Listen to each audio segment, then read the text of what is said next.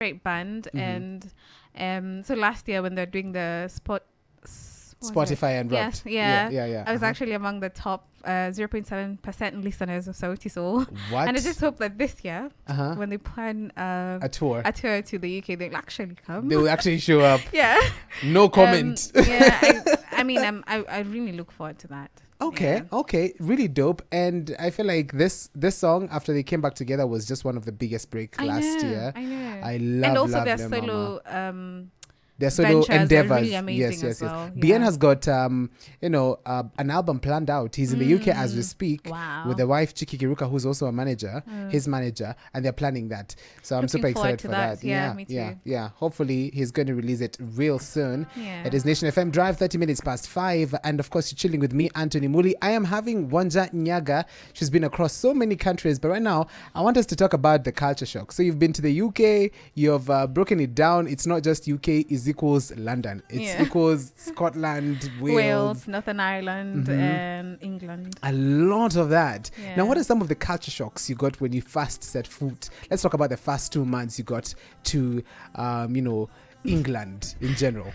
So like, some of them will shamba. You know the way you're like, what? Okay. First of all, I know the accent was the problem. Yeah. So the first thing I remember when I got, because I got to Aberdeen late at night, and I didn't know how to pronounce the address of the place I was going. No way. So I tell this guy I'm going to Adaroch, and he's where is that? And I'm like, so I show him my mail, and he's like, that's pronounced as Atharok, and I'm like, what? The D turns into a T. Yeah, because how? Gosh. I know it's Scottish, so there's lots of words. I mean, letters that are not pronounced the way they're written or the way you're used to them being pronounced.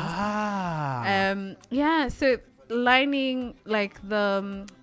Because Scots do speak what they call Gaelic. It's their language. They will speak English, but then they have words that are in Gaelic. So by the time you get it, it's like, wow. Unashinda unauliza mtu what? Sorry, what did you say? Pardon? Like that becomes a very common one that comes out of your mouth. Yeah. So but after like 3 months, you sort of get used to it and how they speak and the words they say. For example, most Scottish people will not say I know, they will say I can, which can means no. Wow. So they say I can, they don't say yes as much, they say I. Wow. So it's you just like learn to pick all this lingo. So basically it was you just back to school. Because everything you studied in Kenya, it's not common in the United Kingdom when you went there. Not really. And was it very tough for you to adopt? No, not really. I think another culture shock was the first time I did my laundry. Of course, the like most houses are fitted with washing machines. Yeah. But then you're like, kwani kwa kunanga hugging lines? No. Wait. You took your baseni out? I mean, no, not the basin. Of course, there's a washing machine. Yeah. But then, even here, you're like, you want to air dry your clothes. You want them to dry nicely. You know? Yeah. And have that crisp feeling. But now, unangalia kwa like, guy, kwa hii flat Miss John hanging lines mahali. Akuta nguo nje. Yeah, and you're like, gosh. Oh wow. Yeah. Wow.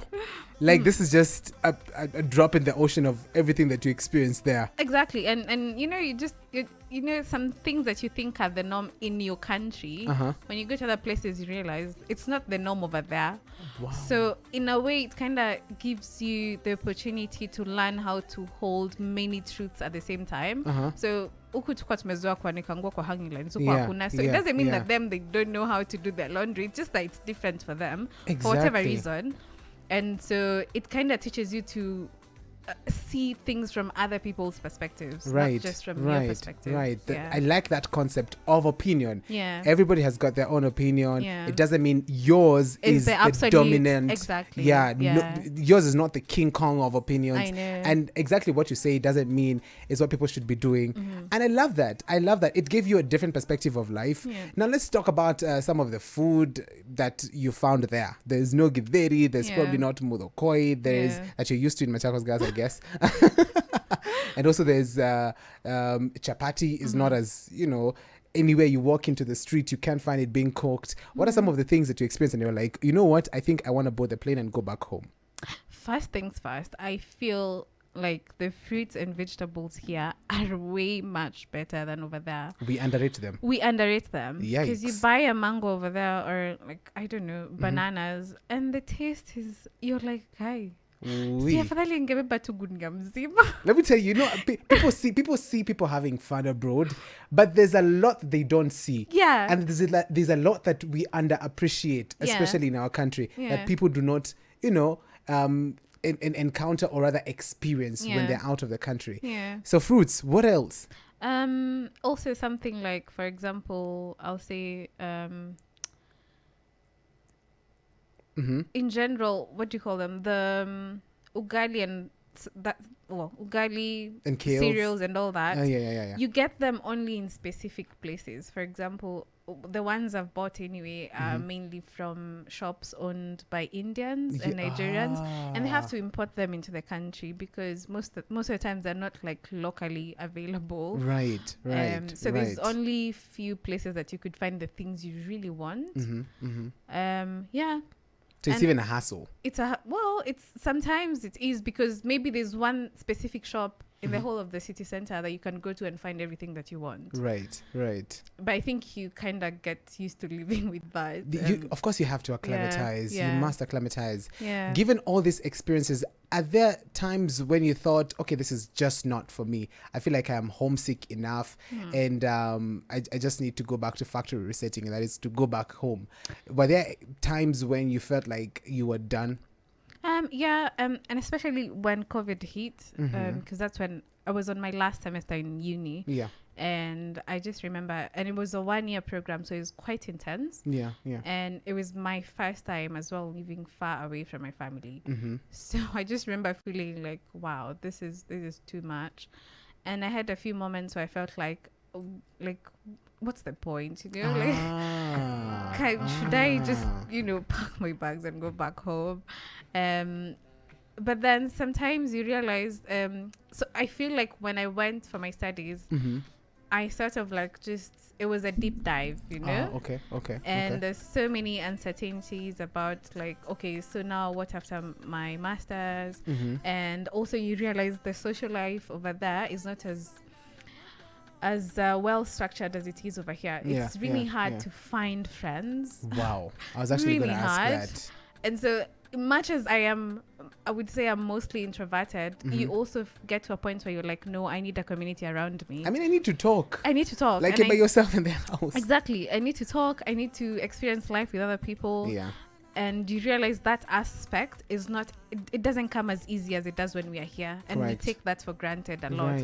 Even the way you would after work, maybe you live in an apartment and you would chat with your neighbor and probably, I don't know, make tea or dinner and enjoy and then, eat shavo. But over there you realize you can't just hang out at your neighbors. Of course, you can't even approach somebody and say, hi, my name is Wanjah from Kenya. Can we be friends? Can we that even this is very weird. This is a stalker. Even the way people, I remember in campus, you would, for example, kishiwana gas, your neighbor would help out if they're able to. Of course. But over there, there's no way you're knocking at someone's door. Can I borrow salt? Can I borrow your whatever? They're like, I'm sorry, why don't you have yours?